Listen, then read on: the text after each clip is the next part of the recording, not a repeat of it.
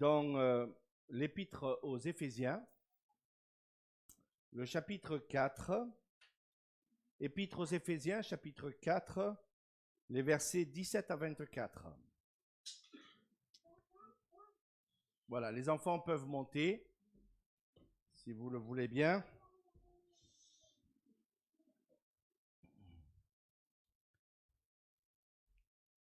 Éphésiens, chapitre 4.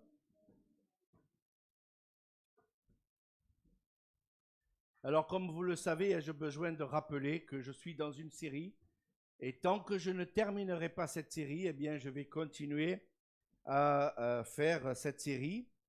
Alors, je voulais faire une prédication globale aujourd'hui par rapport au texte que nous allons regarder ce matin, mais le temps me manque, donc ça se fera en 2 fois, tout simplement. Mais en même temps, il y a beaucoup de choses à dire par rapport à ce texte que nous allons regarder ce matin et que je vais lire. Donc, Éphésiens, chapitre 4, les versets 17 à 24.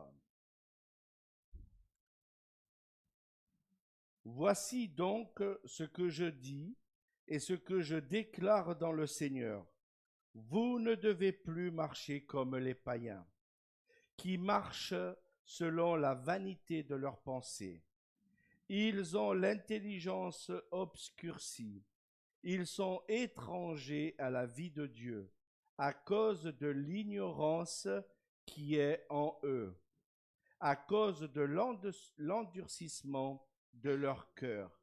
Ayant perdu tout sentiment, ils se sont livrés au dérèglement pour commettre toute espèce d'impureté jointe à la cupidité. Mais vous, ce n'est pas ainsi que vous avez appris Christ, si du moins vous l'avez entendu, et si conformément à la vérité qui est en Jésus, c'est en lui que vous avez été instruits à vous dépouiller par rapport à votre vie passée du vieil homme qui se corrompt par la convoitise trompeuse, à être renouvelé dans l'esprit de votre intelligence et à revêtir l'homme nouveau, créé selon Dieu dans une justice et une sainteté que produit la vérité. Prions. Seigneur, je veux te remercier pour tout d'abord ce texte qui est un texte, c'est vrai, merveilleux, des rappels parfois, et on a besoin d'en avoir régulièrement des rappels, Seigneur, afin de ne pas fonctionner comme le monde fonctionne.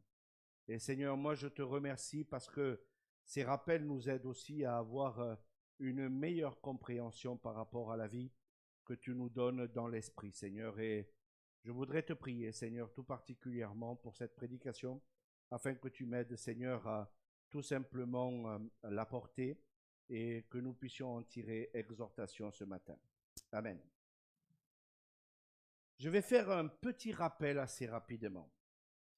Lorsqu'on a accepté Jésus-Christ et qu'on a confessé son Sauveur et son Seigneur, la Bible nous dit que nous sommes nés de nouveau. Quand on comprend cette pensée dans la parole de Dieu, il y a une transformation de sa nature qui se produit. C'est un changement radical. Une personne qui accepte Jésus-Christ dans son cœur et qui est transformée, il ne meurt pas physiquement, heureusement, mais il meurt spirituellement. La Bible nous dit qu'il y a une mort spirituelle. Donc le croyant, la personne qui a accepté Jésus-Christ dans son cœur, il a déjà été, il est transformé à l'image de Jésus-Christ. Il est devenu citoyen du ciel.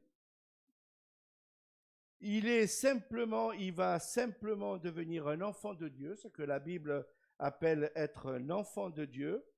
Donc sa nature divine est pleine dans sa naissance spirituelle. La conversion n'est pas une amélioration, c'est pas de moi, c'est de John MacArthur.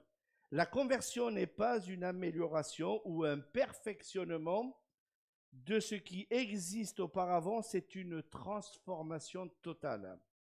Donc un chrétien devrait être transformé totalement en Jésus-Christ.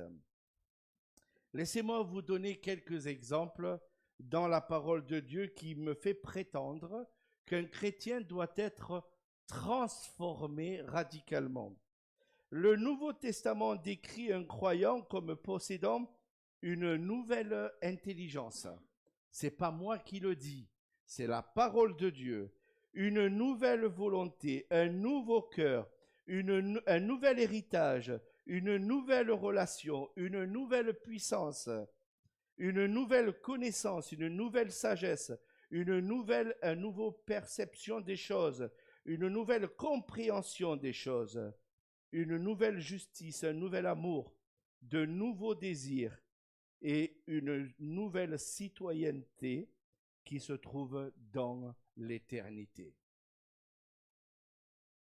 L'apôtre Paul résume cela dans l'épître aux Romains, chapitre 6, verset 4.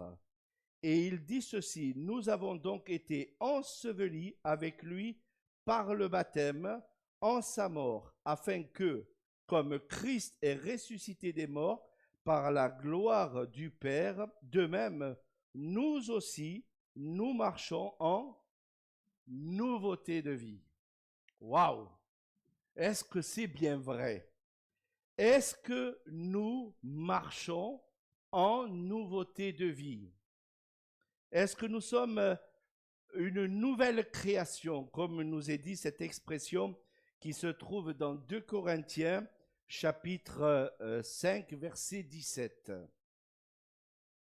Et pourtant, c'est ce que Paul dit au travers de ses enseignements, qu'un croyant doit être une nouvelle création. Quelque part, un croyant doit avoir une vie transformée radicalement.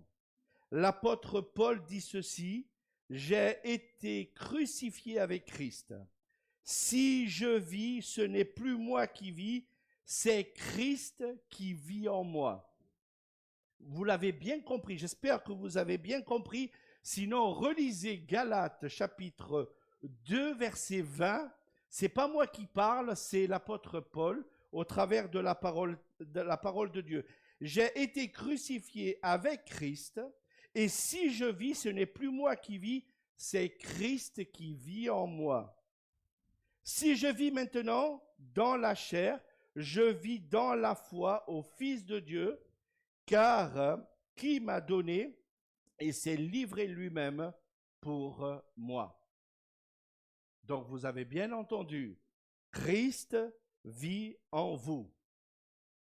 Christ est en vous. Moi, ça m'a perturbé, ces quelques versets que j'ai relus et relus.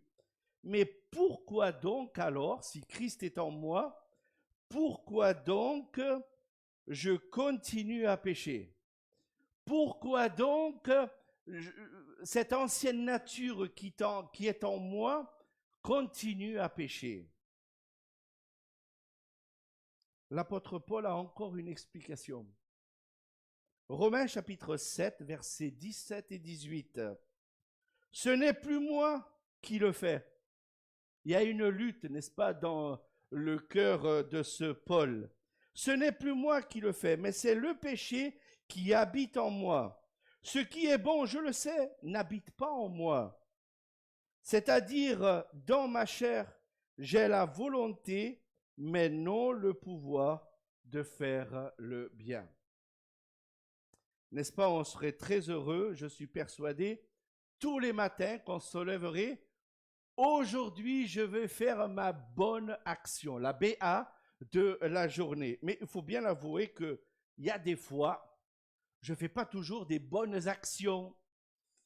Il y a des fois, je suis tellement préoccupé par ma vie que je ne fais pas forcément ce que j'ai envie de faire. Et le péché qui habite en moi, donc dans ma chair, eh bien, m'empêche, me retient de faire parfois certaines choses. Mais le Seigneur nous promet que nous avons quand même une nouvelle création en nous, qu'elle est là quand même, cette nouvelle création. Et j'ai le Christ qui habite en moi. Donc automatiquement, il y a une lutte entre l'homme ancien et l'homme nouveau. Et c'est pas toujours évident, n'est-ce pas, de comprendre qui va prendre la première place durant cette journée. Qui va être le premier dans ma vie? Est-ce que c'est Jésus-Christ ou c'est mon ancienne nature qui va prendre le dessus aujourd'hui? L'apôtre Paul va exhorter les Éphésiens en leur disant, mais non, mais c'est le Christ qui doit prendre le dessus. Tous les jours de votre vie, c'est le Christ qui doit prendre le dessus. Paul va dire au verset 1er, il va exhorter à marcher d'une manière digne de la vocation qu'il a été adressée. Donc verset 1 du chapitre 1er, du chapitre 4. C'est ce que je disais dernièrement dans une prédication. Et le verset 17, il va continuer dans le début, dans le contexte que nous avons aujourd'hui, qu'il y a là une lutte entre le croyant et l'incroyant. Le fait de vivre ici-bas sur cette terre nous montre bien que même si nous avons une nouvelle création, eh bien, il y a encore des choses que nous avons besoin de mettre en place dans nos vies afin d'améliorer cette nouvelle création que Dieu a mis en nous. Alors aujourd'hui, nous allons regarder l'homme ancien. Comment l'homme ancien se comportait du temps d'Éphèse. J'ai un ami, un chrétien, qui est allé à Éphèse. Moi, personnellement, je ne suis pas allé. Mais il m'a offert ce petit truc qui est donné aux touristes. Alors, je vais pas les mettre entre les mains de tout le monde parce qu'il y a des photos qui ne sont pas très bien à voir pour les enfants. Mais je voulais vous montrer. Alors, je voulais les mettre là, mais vous savez, quand on est dans un ordinateur et qui, des fois on lutte, vous savez, avec l'ordinateur, mais voilà. Donc ça, c'est la ville d'Éphèse du temps de quand Paul est en train d'écrire. Elle existe à l'heure actuelle, elle est à 10 km de la mer. Donc si vous allez à Éphèse, en Grèce, pardon, vous pouvez visiter, pardon, pas la Grèce, la Turquie, excusez-moi. Donc si vous allez, pouvez vous visiter cette ville ancienne qui existe à l'heure actuelle. Donc c'était des petites villes, hein. Ce n'était pas des grandes villes comme nous avons à l'heure actuelle. Et juste pour vous montrer, il y avait là dans cette ville un temple qui était voué à la déesse d'Artémis. La voici. Donc cette statue a été retrouvée dans les fouilles et plusieurs autres statues ont été retrouvées. Et donc l'apôtre Paul en parle dans Actes chapitre 19, si j'ai bien souvenir, où il va y avoir là une petite conversation avec certains orfèvres qui, à un moment donné, Paul, au travers de sa prédication, va mettre un peu la panique dans cette ville. Alors, Paul fait la différence entre ce que ces chrétiens qui habitaient à Éphèse et étant devenus des nouveaux chrétiens, eh bien, il leur dit maintenant, eh bien, voilà comment vous devez vous comporter. Vous vous comportiez avant comme cela, eh bien maintenant vous devez vous comporter différemment. Alors je voudrais vous expliquer comment était Éphèse à l'époque du Nouveau Testament, pour que vous puissiez bien comprendre pourquoi l'apôtre Paul rappelle cela dans l'épître aux Éphésiens. L'église d'Éphèse, comme celle d'aujourd'hui, est entourée d'un paganisme et de son immoralité. D'accord? Donc c'était une petite ville peut-être, mais on venait du territoire entier pour venir voir Artémis. Donc régulièrement, des personnes venaient. Éphèse était le centre commercial et culturel de l'Empire romain. Elle était fière de son temple païen d'Artémis, qui aujourd'hui, si vous avez regardé quelques photos sur Internet, il ne reste plus qu'une petite colonne. Et l'endroit où c'est que ce temple était là et il y avait une certaine fierté puisque ce temple était la 7e merveille du monde de l'Antiquité. Alors vous imaginez bien que la tour Eiffel, on fait des kilomètres pour venir la voir.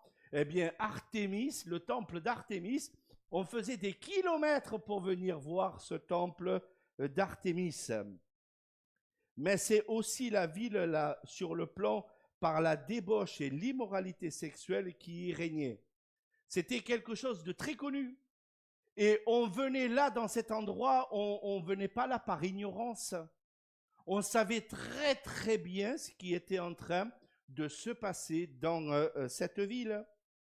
Les historiens diront même plus tard qu'elle était la ville la plus sensuelle de l'Asie mineure. Pour ceux qui connaissent un peu la France, si vous allez dans le sud de la France, et je ne vais pas faire de la publicité, vous avez des plages très connues dans le sud de la France, très réputées. Les gendarmes de Saint-Tropez en ont même fait un film à un moment donné. Mais si vous allez sur cette plage, qui est très connue à l'heure actuelle dans le sud de la France, il va falloir vous habiller d'une certaine manière. Même, je dirais, il va falloir vous déshabiller. Mais vous avez aussi d'autres plages très réputées dans le nord de la France. Il n'y a pas besoin d'aller dans le sud de la France. Là, c'est ma connaissance qui fait appel à ce que je connais de notre pays. Mais le temple d'Artémis, c'était pareil. C'est-à-dire à l'époque, les Éphésiens avaient une telle emprise sur la débauche et leur religion était comme cela à l'époque. Ils inversaient les rôles de l'homme et de la femme. Il y avait des gens qui se livraient à des orgies sexuelles extrêmes. Il y avait l'homosexualité qui était bien connue à l'époque. Il y avait des perversions qui étaient bien connues. Il y avait Artémis qui était la déesse du sexe. C'est ce que les historiens disent. Donc des choses horribles se passaient. Ils servaient au temple donc de la prostitution, des eunuques, des enchanteurs, des chanteurs, des danseurs, des prêtres, des prêtresses. Vous pouvez que imaginer ce qui pouvait se passer dans ce temple. Encore une fois, je ne veux même pas imaginer ce qui pouvait se passer là-dedans. Mais vous pouvez imaginer aussi les chrétiens d'Éphèse qui viennent de se convertir, qui font partie de cette ville, et que les gens qui étaient dans cette ville eh bien, étaient très connus aussi pour leur perversion. Et vous pouvez imaginer ces chrétiens qui étaient là, qui vivaient du temps du Nouveau Testament, eh bien, c'est méprisé de l'époque, puisque l'apôtre Paul leur rappelle, vous ne devez plus vous comporter précédemment. On peut très bien imaginer, n'est-ce pas? Tiens, mon brave, tu ne viens plus à la soirée? Mais non, je suis un enfant de Dieu maintenant. Je ne veux plus aller à cette soirée. Eh bien, l'époque dite là était un endroit très, très particulier, voué à la débauche. Et puis, l'apôtre Paul va demander de résister à ces personnes, de ne plus marcher comme les païens, de plus marcher comme vous marchiez précédemment. Pierre va le rappeler aussi dans son épître. Et je voudrais vous lire 1 Pierre chapitre 4, les versets 3 et 4. C'est assez en effet d'avoir dans les temps passés accompli la volonté des païens en marchant dans le dérèglement, les convoitises, l'ivrognerie, les orgies, les idolâtries criminelles. Aussi trouve-t-il étrange que vous ne participiez pas avec eux dans les mêmes débordements de débauche, ils vous calomnient. J'ai lutté pendant des années, quand j'étais dans le sud de la France, à des moqueries, à des calomnies. Dire, tiens, mais avant, Nicolas, tu faisais ça. Et maintenant, tu ne le fais plus. J'avais beau leur expliquer, eh bien, il y avait quand même des moqueries qui venaient naturellement. Mais je voulais que Jésus-Christ soit le premier dans ma vie. Et ça n'a pas été facile, hein. Croyez-moi que ce n'est pas facile de dire que Jésus-Christ doit être le premier dans ma vie. En tant que jeune, j'ai eu les mêmes luttes que vous, jeune que vous êtes. Si vous n'avez pas de cheveux blancs, le monde n'a pas changé. C'est pas parce que j'ai 58 ans que je n'ai pas été jeune avant vous. Si je vous racontais ma vie passée, j'ai fait exactement les mêmes bêtises que vous, sauf que je n'avais pas le portable. Mais j'ai fait exactement les mêmes bêtises que vous. Je ferme la parenthèse. On ne va pas les raconter, c'est pas le moment. Mais regardons un petit peu le vieil homme, comment il se comportait, comment Paul va leur rappeler à un moment donné à ces Éphésiens, eh bien, quelques caractéristiques. Tout d'abord, la première caractéristique, c'est l'intelligence obscurcie. Voilà comment il dit comment les païens se comportaient. La première caractéristique de l'époque aux Éphésiens, c'est qu'ils ont la vanité de leurs pensées. Il est intéressant de voir que les problèmes fondamentaux, là, en tout cas au travers de ce texte qui est donné, c'est que ça touche à la pensée.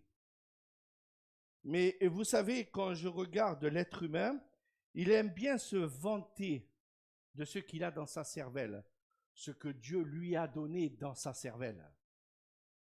L'homme aime bien se vanter de cela.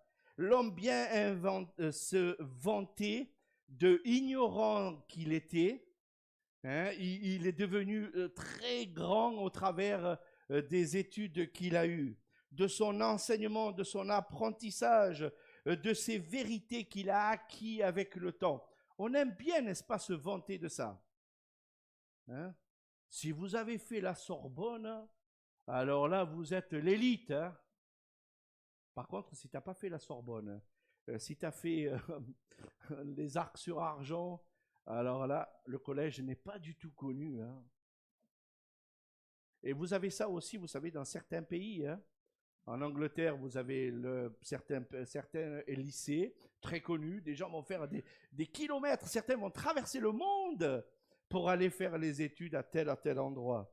Mais à l'époque, eh bien, ces personnes avaient l'intelligence obscurcie. Le raisonnement spirituel et moral.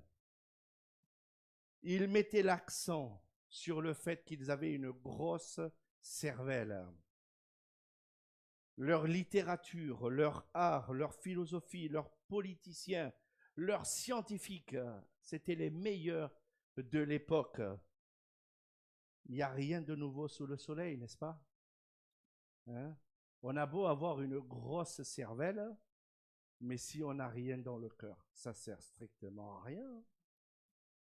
Si tout ce que les gens pouvaient connaître ou accumuler dans leur cerveau, s'ils pouvaient de temps en temps le descendre dans leur cœur, il n'y aurait plus de misère dans ce monde. Hein.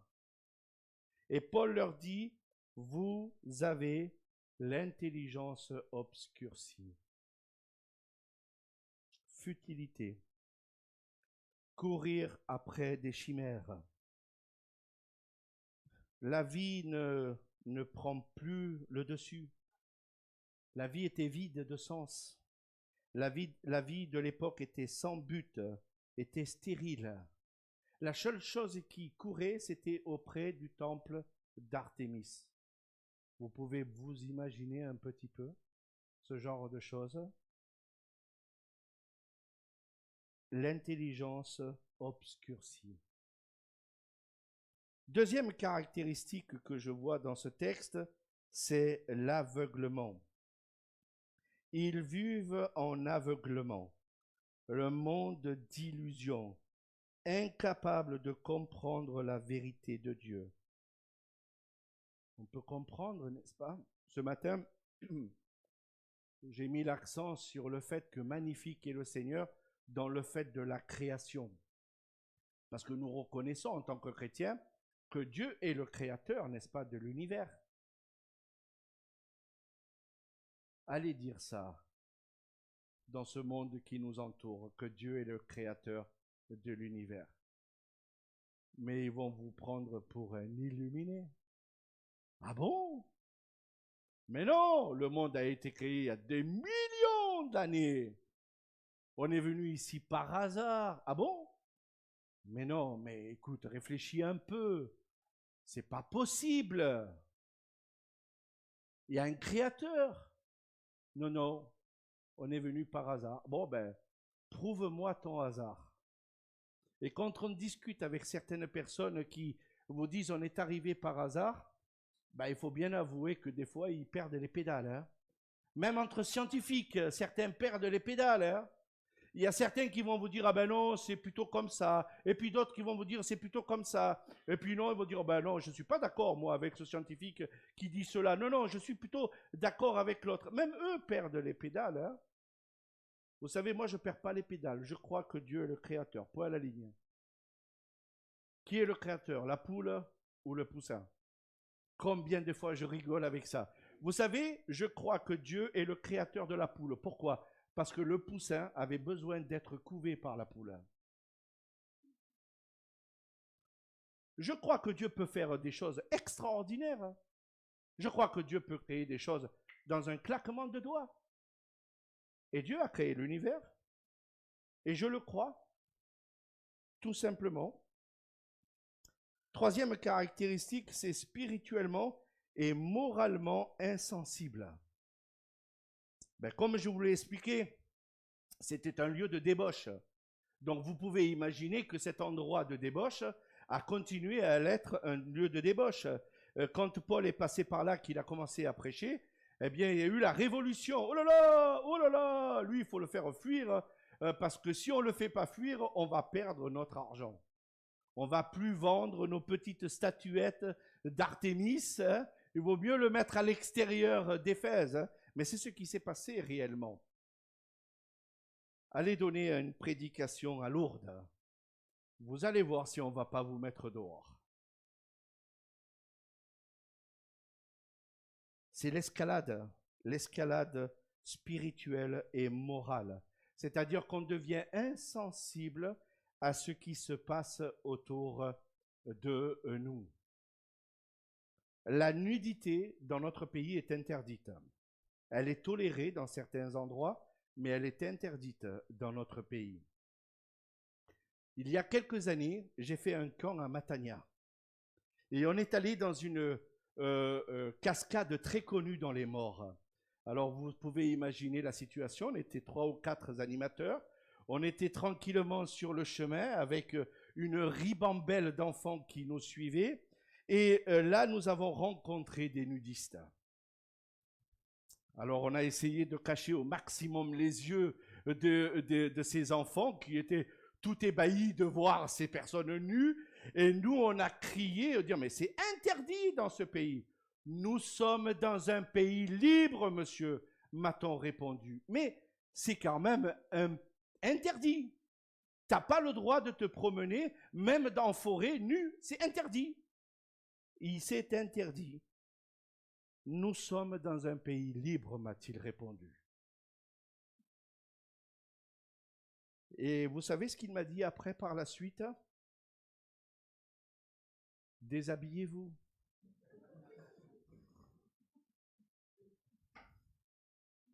C'est vrai que c'est déconcertant, n'est-ce pas, d'entendre ce genre de choses.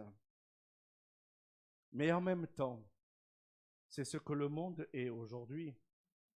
Si vous n'êtes plus comme eux, bien ils vont rigoler, ils vont se moquer. Ils vont vous dire des moqueries, ils vont dire toutes sortes de choses, n'est-ce pas? Et en même temps, ils vont vous inviter à devenir comme eux. C'est-à-dire, si vous n'êtes plus comme eux, parce que vous voulez vivre en nouveauté de vie, donc spirituellement parlant, si vous voulez vivre en nouveauté de vie, eh bien, ils vont même vous inviter à venir comme eux. Mais c'est ce que le monde fait régulièrement. Il n'y avait pas besoin de regarder dans ce passage, de se dire que Paul dit, eh bien, vous êtes en nouveauté de vie, marchez en nouveauté de vie, mais ne ressemblez pas au monde. C'est une lutte, croyez-moi, c'est une lutte quotidienne de ne pas ressembler au monde. Il n'est pas question, mais alors pas question que je me déshabille pour faire plaisir à l'humanité. Même si demain la loi française décidait de faire une loi, dire que tous les êtres humains peuvent se déshabiller en France, il n'est pas question, je vais mettre de la rébellion, littéralement. Je veux garder mon pantalon, je veux garder mon t-shirt, ma cravate, je veux garder toutes ces choses.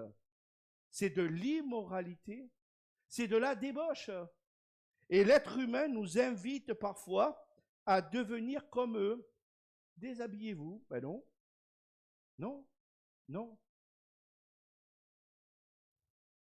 Spirituellement et moralement insensible.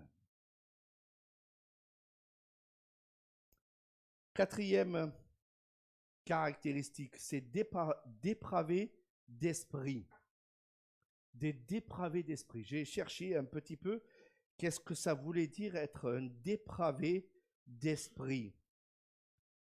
Futilité, égoïsme, ignorance de la vérité, insensible aux choses spirituelles, dérèglement, à commettre toute espèce d'impureté jointe à la cupidité.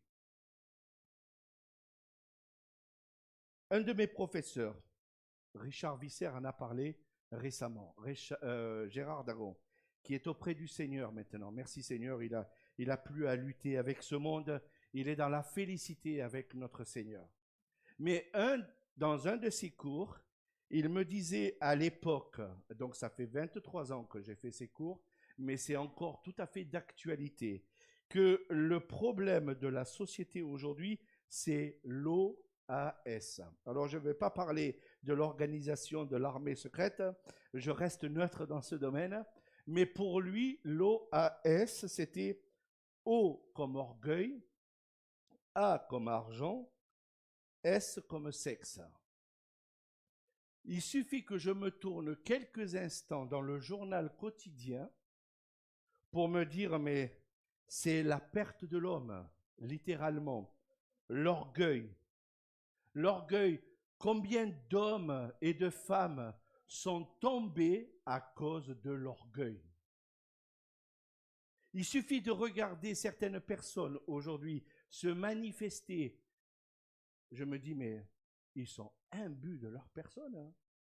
Moi, mais je l'entends régulièrement. Orgueilleux, orgueilleux. L'argent, toutes les affaires. Régulièrement, des gens tombent parce ils se sont trompés entre ce qui était crédit et ce qui était débit. Hein? Ils en ont pris plus dans la poche que ce qu'ils pouvaient redonner aux autres. Mais il y a des tas de personnes qui, avec les affaires, ce qu'on appelle les affaires sales, aujourd'hui. Il y a même des gens qui vous disent, non, non, moi, j'ai rien fait. Je suis blanc comme la neige. Ah bon? Et puis ils vous mentent, hein? C'est-à-dire qu'ils vous regardent dans les yeux et ils vous disent, non, non, moi je suis blanc comme la neige. Hein? Il y a beaucoup de personnes aujourd'hui, vous savez, qui sont tombées à cause de l'argent. Et il en tombera encore, hein? Il en tombera encore malheureusement. Et le sexe, il n'y a pas un jour où il n'y a pas un procès à la télévision. Il n'y a pas un jour où il n'y a pas un procès sur la sexualité, sur l'abus sexuel, sur la pédophilie, sur toutes sortes de dérives, n'est-ce pas, que nous avons aujourd'hui dans notre société. Et je me dis, mais l'apôtre Paul leur rappelle que faites attention, même vous en tant que chrétiens, de ne pas devenir des dépravés d'esprit. Vous savez, je le dis souvent, alors je vais le redire encore aujourd'hui. Faites attention à votre téléphone. Votre téléphone peut vous éloigner de Dieu. L'informatique peut vous éloigner de Dieu. L'ordinateur, Internet peut vous éloigner de Dieu si vous ne prenez pas garde. À l'époque, c'était Artémis, la reine de la débauche à Éphèse, qui éloignait de Dieu. Aujourd'hui, il y a des tas d'autres choses qui peuvent nous éloigner de Dieu. L'argent peut nous éloigner de Dieu. Le sexe peut nous éloigner de Dieu. L'orgueil peut nous éloigner de Dieu. Toutes ces choses peuvent nous éloigner de Dieu. Et je pense que l'apôtre Paul dit tout simplement, dépouillez-vous de ce vieil homme qui est en vous. Que Jésus-Christ soit la première place dans votre vie. On en parlera la fois prochaine quand j'aborderai ce sujet. Conclusion. Hélas, le cœur de l'homme va rester dur jusqu'à ce que le Seigneur revienne. J'aimerais bien que l'être humain change. Moi, j'aimerais bien voir l'être humain changer. Oui, mais changer dans le bon sens de ce que Dieu veut et non pas ce que l'homme veut. Regardez Épître aux Romains, le chapitre 1er. Je lis à partir du verset 18. La colère de Dieu se révèle du ciel contre toute impiété et toute injustice des hommes qui retiennent injustement la vérité captive. Car ce qu'on peut connaître de Dieu, il manifeste pour eux, Dieu leur ayant fait connaître. En effet, la perfection invisible de Dieu, sa puissance éternelle, sa divinité se voit à l'œil nu. La création est Dieu, c'est Dieu qui l'a créée. L'être humain ne la regarde pas comme cela. Et le texte nous dit, depuis la création du monde, quand on les considère dans ses ouvrages, ils sont donc inexcusables. Tant que l'être humain ne reconnaîtra pas que Dieu est le Créateur, l'être humain est donc inexcusable, car ayant connu Dieu, ils ne l'ont point glorifié comme Dieu. Ils ne lui ont point rendu grâce, mais ils se sont égarés dans leurs pensées, dans leur cœur sans intelligence, a été plongé dans les ténèbres. Notre monde est littéralement plongé dans les ténèbres. Je ne suis pas en train de faire un scoop. Je ne suis pas en train de dire un scoop, c'est la vérité. Se vantant d'être sage. Quand on met la cervelle en avant, je me dis des fois, est-ce que tu as un peu de cœur?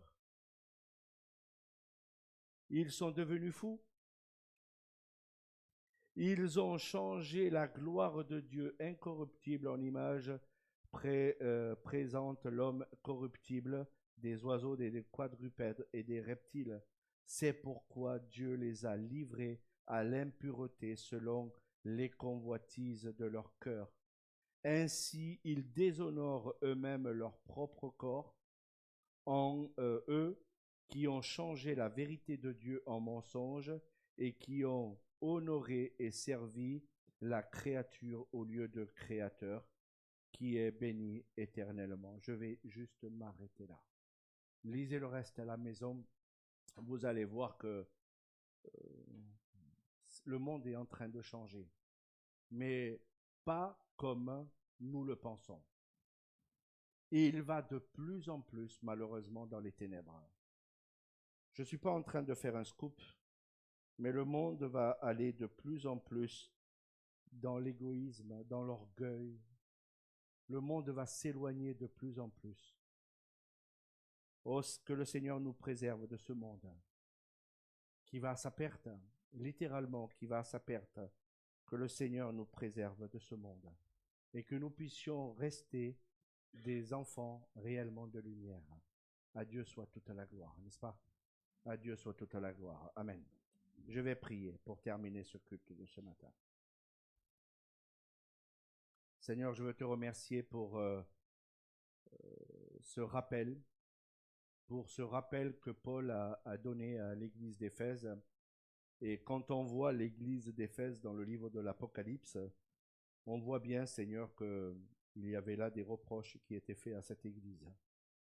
Seigneur, nous avons besoin de nous le rappeler parfois dans nos vies, que si on laisse agir le vieil homme en nous, eh bien souvent on va devenir comme ces êtres humains qui nous entourent, des personnes ténébreuses. Et c'est pas le but, n'est-ce pas, Seigneur? Je sais que l'Esprit qui vit en nous, Seigneur, veut nous aider aussi à améliorer notre vie, à essayer de voir, de ne pas mettre l'accent sur la chair, mais de mettre l'accent sur ta personne. Et Seigneur, on a besoin parfois, c'est vrai, de lutter dans certaines situations, mais en même temps, Seigneur, ce qui me rassure, c'est que l'Esprit de Dieu vit en nous. Quand je pense que le Saint-Esprit, c'est de la dynamite, eh bien, nous devrions parfois nous en inspirer. Que nous puissions changer nos vies parfois qui sont loin de toi et que nous puissions manifester, Seigneur, des vies glorieuses. À toi en revienne toute la gloire. Au nom du Seigneur Jésus-Christ. Amen. Voilà.